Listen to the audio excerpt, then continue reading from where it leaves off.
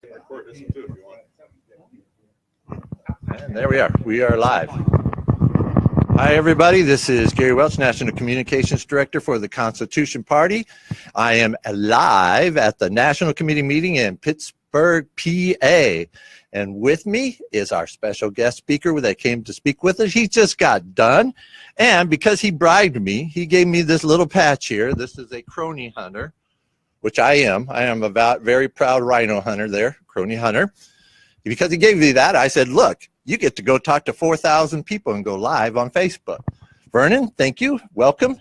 What do you like to tell the people that are out there in Facebook land?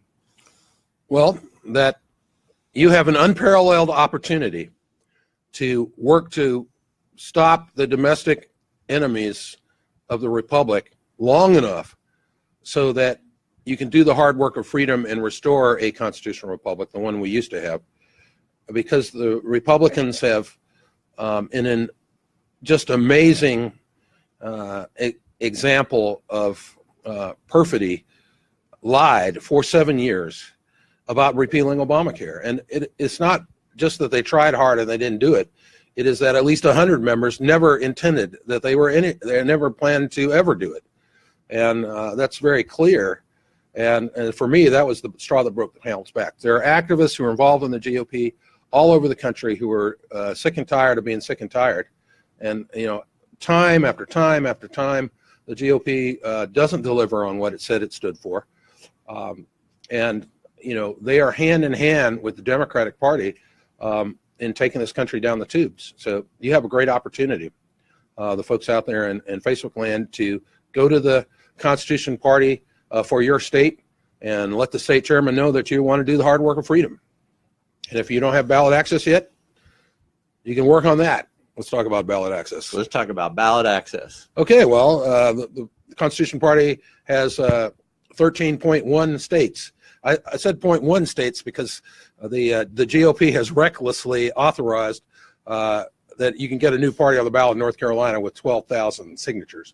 I have personally knocked on 8,000 Christians' doors in the last election cycle, and my buddy Patty Curran, who is also going to charge up the hill with the Constitution Party, knocked on 18,000 households, which is about 25,000 voters out. So if worse comes to worse, the two of us will get ballot access for the Constitution Party in North Carolina, but there are going to be lots more people working on it.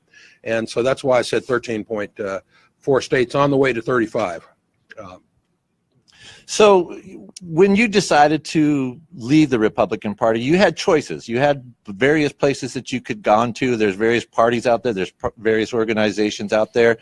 And yet you chose us. What was some of the deciding factors for you? Well, first of all, I wasn't going to become a Democrat because I'm not a communist. You know, I'm looking around the table. I don't see any socialists here. So I wasn't going with the Bernie Sanders ascendancy, and for the same reason the Green Party, because basically their platforms are indistinguishable. There was the Libertarian Party. I like a number of the Libertarians. I think they're weak on the moral rot that is facing the country, and that you know, this country has been blessed. Providence has blessed this country with a great bounty, but that is because of a foundation and a structure. The foundation is that our natural rights come from God. The structure is the Constitution, and the first corollary of that is that the state cannot take those rights away. They didn't give us the rights, they can't take them away. The Constitution was put in place to limit the size and scope of government, particularly the federal government, so that those rights would be less threatened. So if you secularize the society and reject the concept that natural rights come from God, or you shred the Constitution and trample it and not use it so that the federal government can do anything it wants at any time it wants to anyone it wants, then you remove the hand of God from the country and you undermine the ability to provide that bounty. You know, the United States is the most productive, most innovative, has created the greatest wealth for the greatest number of people and the greatest opportunity for individuals to better themselves not only on the planet, but in the history of the planet. And you will not keep that if we continue going down into an abyss of either democratic socialism, like they have in Europe, if we're lucky, or Venezuelan socialism, if we're not. That one of the things I had to say today is that, socialism works the same way. They wreck the economy, it creates shortages, the people revolt, the government shoots them. Socialism always kills. So some of the folks out there may not know who you are and what you're all about. Can you kind of give them just a brief overview of the Draft the Ben Carson campaign and how you put that all together and how that applies to what we're doing here? Well, I was Air Force Academy Class 77, served on active duty in Strategic Air Command. The motto of SAC was, to err is human, to forgive is not SAC policy, so dealing with nuclear weapons. I served as a city councilman for 8 years in Winston-Salem, where I was informed that folks think they own their property, but the bank owns it for most of your life, and then the city council does for the rest of the time when you want to get rezoned. And it was like fiefs. Everybody was in control of their little fief. I had the opportunity to run for Congress and lose. It is great. I encourage everybody to run for Congress because A, you get to talk about all the critical things facing the country if you want to. B, you get to meet great people. And it's the only place on the planet where folks go in to a barbecue place and there's a gal making minimum wage behind the counter and just say, I'm Vernon Robinson. I want to serve you as your representative of the United States Congress. And she says, why? Why should I vote for you? And in that statement, she's saying that her vote is just as powerful as the heir to the whatever fortune. And so it's a great thing. Hope you all run for Congress, and maybe some of you will win. I haven't been doing very good on that. However, I did an excellent job at running the committee to draft Ben Carson for president. It's only the successful second grassroots conservative draft in American history after Barry Goldwater in '64, 50 years ago. And I was excited. We raised a bunch of money, 250,000 donors, 34,000 volunteers who did 900 events in 21 months. And really, if you don't know yet, the Constitution Party of the United States is organized on a Nation Builder. A Nation Builder is a particularly powerful platform for building an organization, particularly a national organization, hence Nation Builder. It allows the party to push power down to grassroots activists, power they've never had before, power they won't see in most places because that power has been held in the back office of campaigns and political parties. They didn't want the activists to have it. I believe the Constitution Party is going to maximize activist access so they can have a Ferrari in their garage, the Nation Builder organizing platform. And when you get that access, we don't want you messing it up by hooking up some mules to that Ferrari. We want you to use the Ferrari to do the hard work of freedom. All right. So for those of you that missed, obviously you're missing this. We do record the meetings here, so you'll hear it later, but I just was so excited about what was going on today and having Vernon with us that I thought this is the most perfect live event that we could put out. So I'm going to let you go to lunch. I know you have to go and get something to eat and whatnot, but before you go, any last words or comments on your way out? Yes, I wanted to tell everybody that I haven't been accused of missing too many meals, and so I don't want to start now. All right. Thank you, Vernon, and I am so glad to have him here. Thank you, sir. What a blessing. Go ahead, and we'll switch seats. All right. I'm going to do this kind of like interview style. Come on, I'll stay over here. I don't want to block the... There you go. All right, Matthew, thank you. Just go ahead and introduce yourself to the Facebook Nation out there. Well, I'm Matthew Shepard. I'm a member of the State Central Committee of Michigan's U.S. Taxpayer Party, also an affiliate of the National Constitution Party in Michigan as well. Okay. And just kind of give me your overview of what's been going on the last couple of days, of what you've seen and what you like and where you think things are going. Well, we've learned quite a bit on how to campaign. effectively and bring more voters to an understanding of the Constitution Party and how we can be more successful.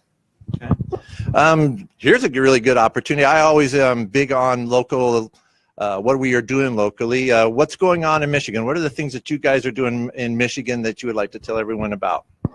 Well, we're in the process of establishing a couple of county organizations for the U.S. Taxpayer Party.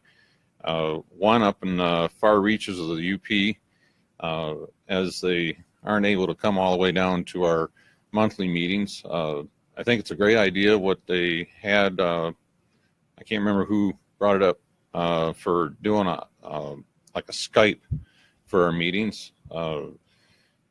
That way more people can learn and understand what we're trying to do in a statewide election period, as well as presidential periods as elections.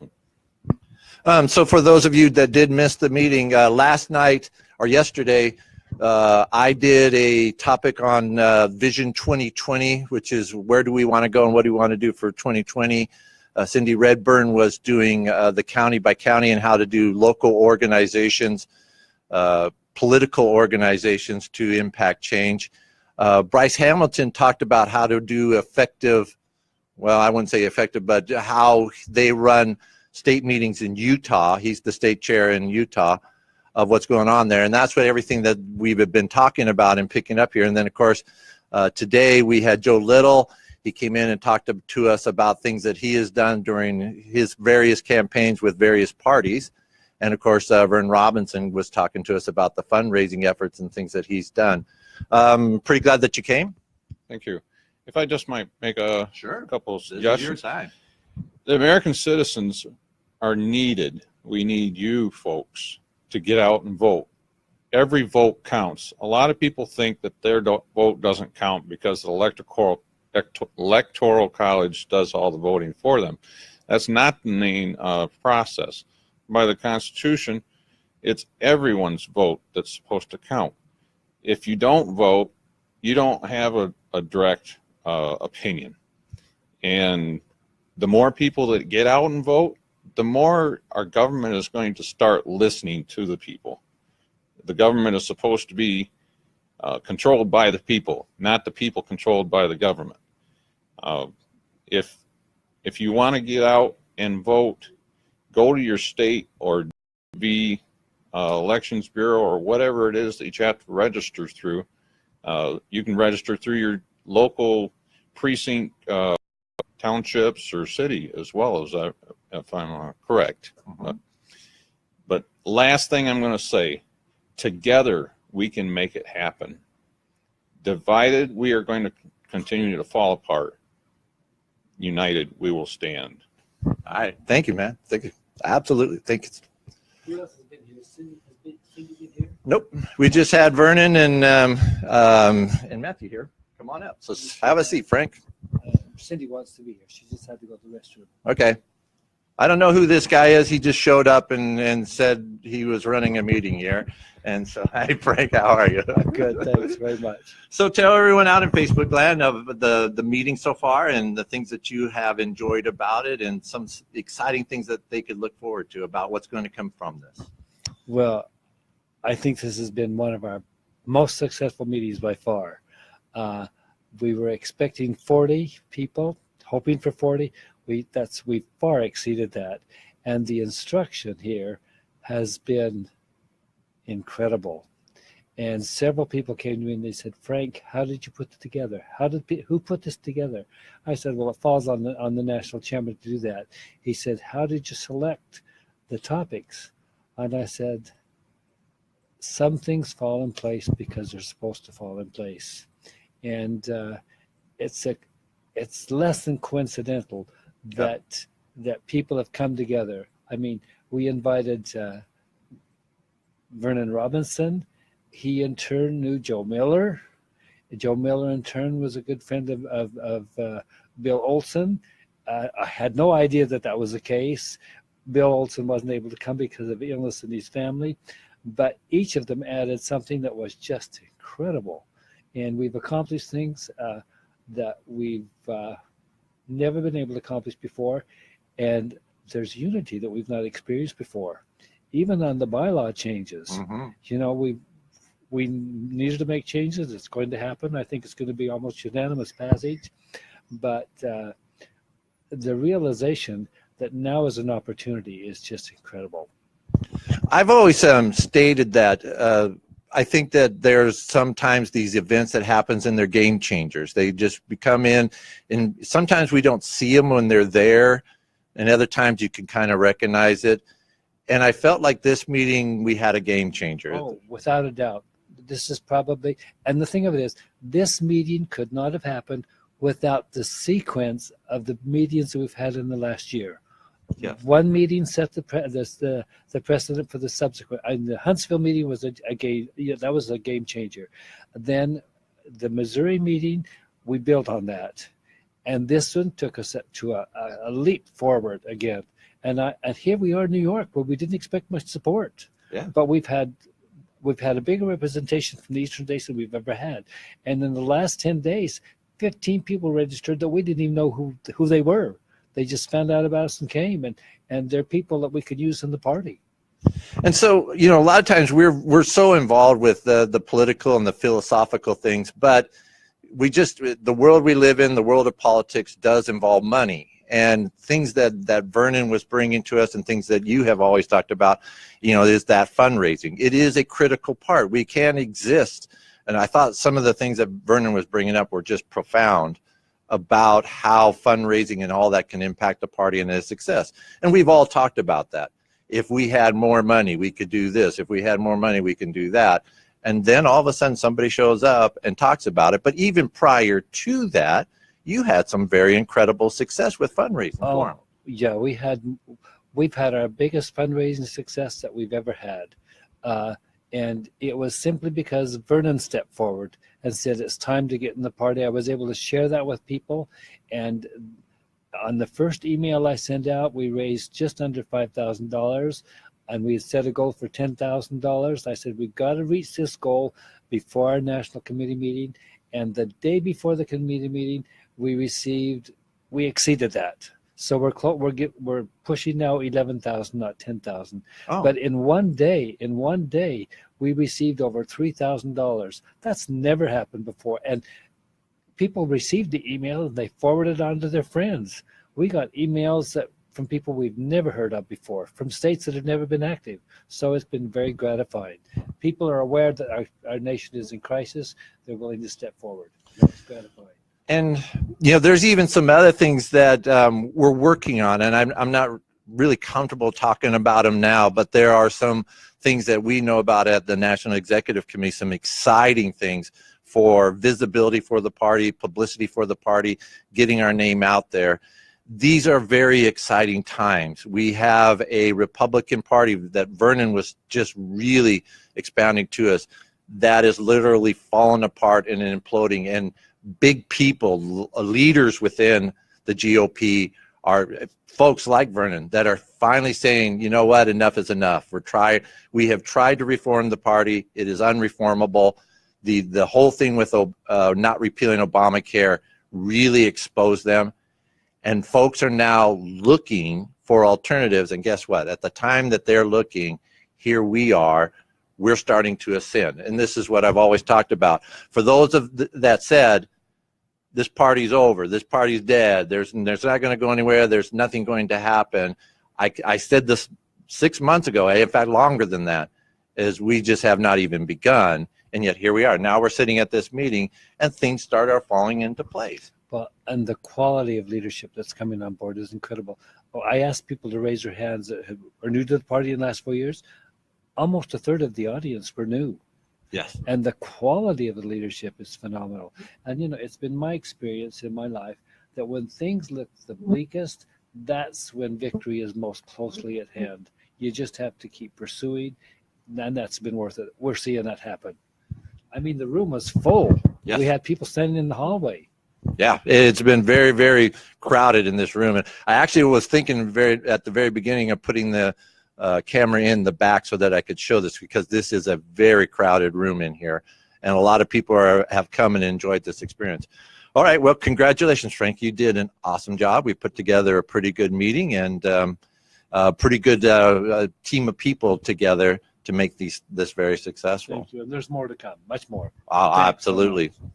All right. So I am also hungry, and I'm going to try to do this again. It is a matter of, this is obviously a very busy time. I love being here. I'm meeting all the people that I knew through Facebook and that I've done these with the radio show and talked on phones. Does she want to come in? Oh, yeah, got it. Yeah. All right. Sorry, private conversation, off-camera stuff going on. But I've been wanting to actually do more live events while I was here. I was hoping to get in about 2 or 3 of them. But I have just been so busy because I got to meet these people that I've had phone conversation with and Facebook postings with and folks that have done, with the Constitution Party Talk Radio that we've had on as guests.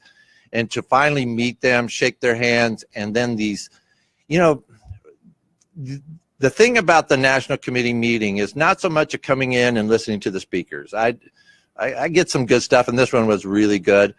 I think to me the real benefit of a National Committee meeting is the off stuff, when we have breaks and when we have lunch, which I'm about to head to now, and the people that I talk to and the hands that I shake and the one-on-one conversations that I have had with such extraordinary people. Frank talked about the new people that have come into this party, and they bring new ideas and they bring new energy and they're bringing new thoughts and new capabilities.